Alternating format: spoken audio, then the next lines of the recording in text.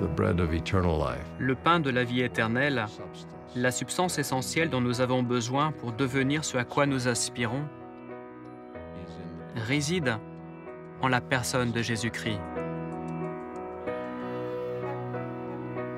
Son expiation, sa souffrance pour les péchés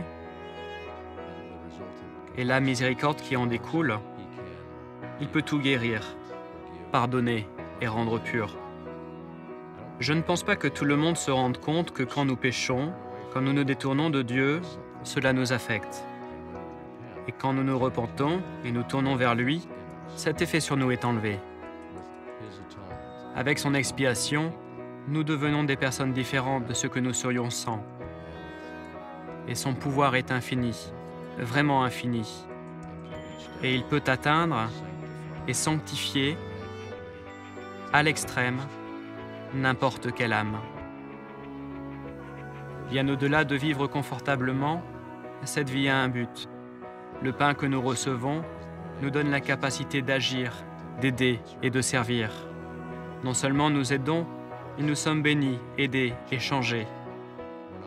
Comme vous le savez, nous ne sommes pas changés du jour au lendemain. Ces choses viennent avec le temps.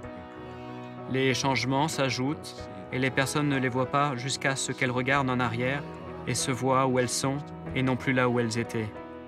Tout comme j'ai appris à ne pas espérer être délivré immédiatement d'un problème, il dit également « Je suis patient dans ta progression. Je vais juste t'accompagner jour après jour. » Et cela amplifie le changement pour le rendre éternel.